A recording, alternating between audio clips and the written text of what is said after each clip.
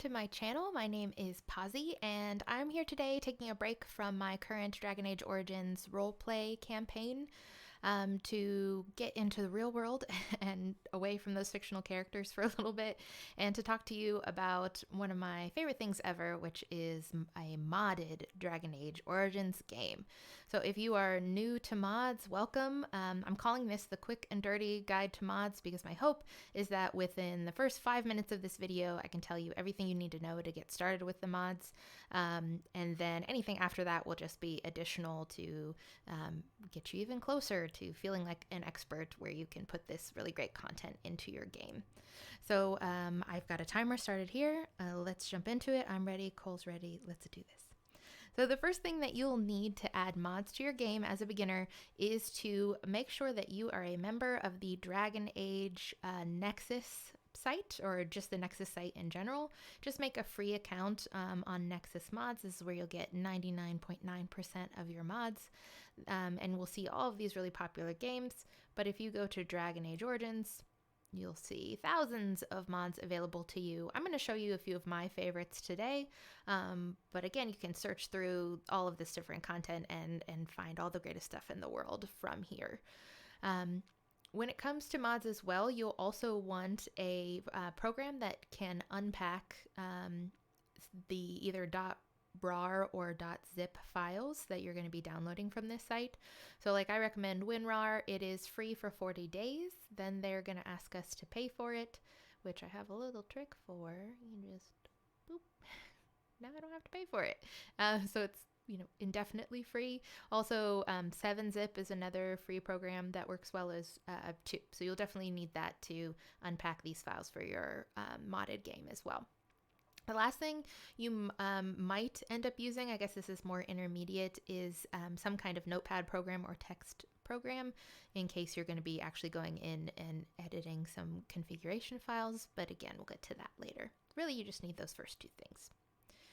Okay, when it comes to mods for Dragon Age Origins, we really have two categories. Those are going to be override folder mods and then DAzip file mods. The first, override, is probably the simplest. To show you what this looks like, we're going to use Origins Faster Combat, which is an essential mod for me. It does exactly what it says, which speeds up the rate of combat that you can play with in the game. So I come over here to Files. We'll see there are a couple different versions. I prefer version 1 because the other ones are too fast for me and looks a little odd. So I'm going to hit manual download. We are not using a mod manager like Vortex or DA Modder, even, because I just prefer to put them into my game by hand. I think it's more reliable. So we're going to hit manual download and jump on over to our download files. Here is where we'll use, if we right click, we're going to use that WinRAR program and extract here. I like to extract everything directly into the downloads folder so that I don't lose it on my desktop somewhere else. And it's called an override mod because that's exactly where you're going to put it, in your override folder. The way that you access that is go to your documents, then over to BioWare. Make sure you're picking the right game, Dragon Age. Then packages, core should be the only one in there, and lastly override. And if you're going to be modding your game, I recommend that you right click and pin it to start or quick access tab like I have over here so you can get into it easily. But then all we're going to do is take that file from our downloads, bring it over to our old override. Sometimes it'll be a whole folder, but in this case it's just a GGA file, and drop it in. For me, I already have it, so that's why it's telling me that it's trying to replace it. You don't need to worry about that though. Once you drop it into this folder, the next time you open your game, you will be ready to play with that mod. Easy peasy. The next style of mod is going to be that DAzip file. For this one, still pretty easy, but a little bit more complicated. We're going to practice with expanded inventory. This does, again, exactly like it says. It takes you from your 70 carry capacity up to 125 slots. Another essential mod for my game, at least. We're going to hit manual download just like before, but for this one, we're not going to get a RAR file. We just have .DAzip. And so to put this one into our game, we have to go into a slightly different place. We're going to go to the bin _ship folder. which you're going to access wherever you downloaded your game. So for me, that's via Steam. So I would get there from my Windows, my C drive, go through Program Files, 86, down to Steam, then Steam Apps, Common, and Dragon Age Ultimate Edition. And last but not least, your bin chip, which once again I would pin. In here, there's a secret little application called the DA Updater that comes with your game. And once you double click on that, this little box will pop up. We're just going to hit select DAzip. And here we have that file that we just downloaded. I'm going to hit open. Then make sure to select it so that it's highlighted in blue, and hit install selected. And once it says installed over here and you've got your green bars, you can just X on out and you're good to go. You've got a DAzip mod in your game now. Okay, I'm at 5 minutes and 10 seconds. Whew, thanks for sticking around so long. A few other tips though, if you feel like you've gotten enough and you're ready to head over to the Nexus site, good luck with all of that. Maybe hit subscribe before you head over there. That would be great. Thank you. Appreciate you. But there are a couple other pieces of advice that I would recommend as you're going in to mod your game. The first is to always make sure that you are looking at the description for your mod. So for instance, we're looking at the Cookies for Sten mod, which is actually fairly new. Here is uploaded in February by Commander Strawberry. Has some great mods on here. This one changes Sten's look.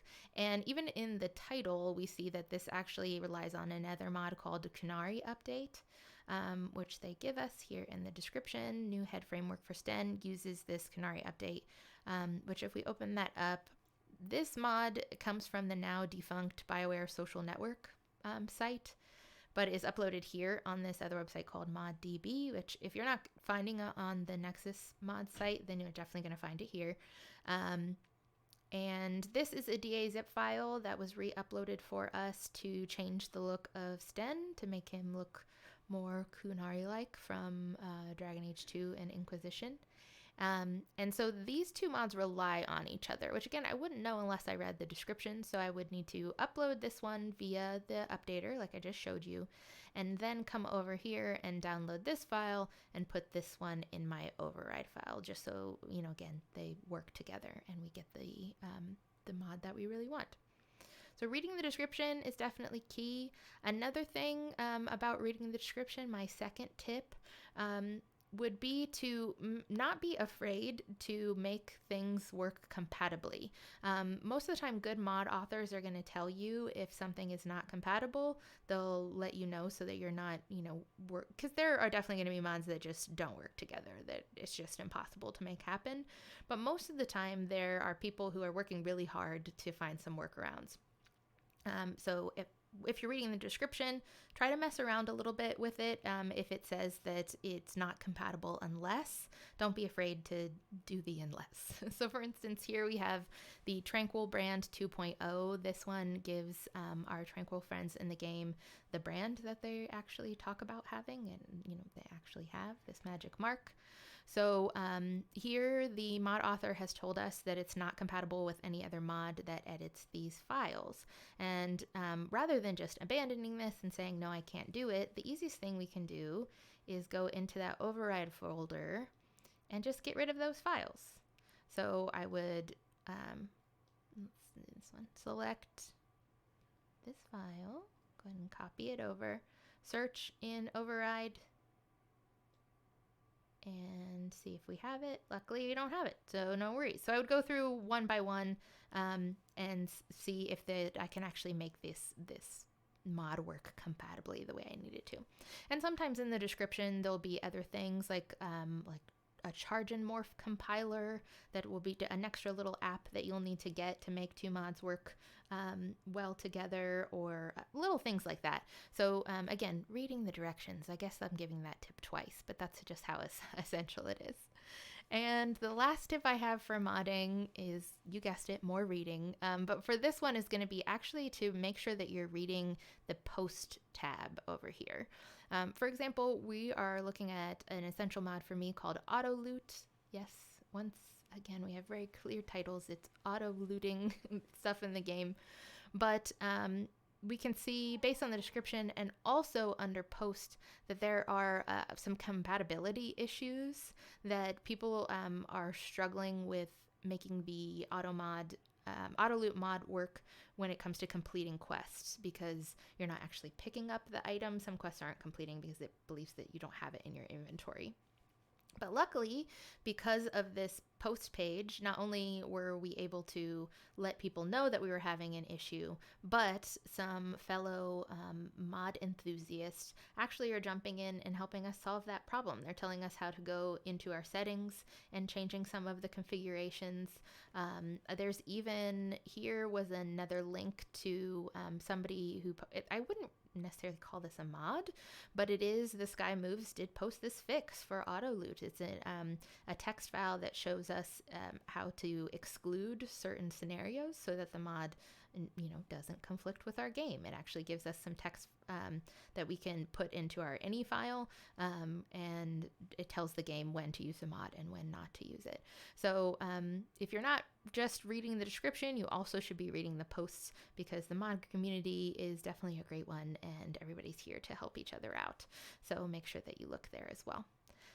My very last bit of advice is not really advice, just a reminder to be a nice person, which is once you're on the Nexus site and you like a mod and it's working well for you, come back and endorse it.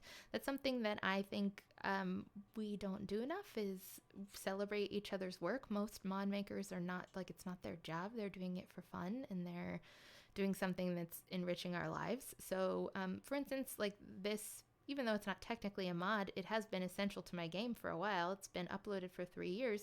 It only has 54 endorsements. Like, this person deserves a bit more accolades, there. So you can also track here too to see if there are any updates. But yeah, be sure to celebrate each other's work, because that's what makes the game fun. Ooh, we did it. I'm 11 minutes and 20 seconds in. Hopefully that was fast enough for you to feel like you have your feet underneath you when it comes to modding. But obviously there's a lot more to learn. Thanks for sticking around. Hopefully if you liked the sound of my voice enough that you want to hear more, you can go watch my role plays. You can subscribe to my channel. You can leave me comments and feedback on anything, because I'm new here, so let's be friends. I don't know how to sign off on a video. So hopefully you learned a lot. Thanks so much. Goodbye.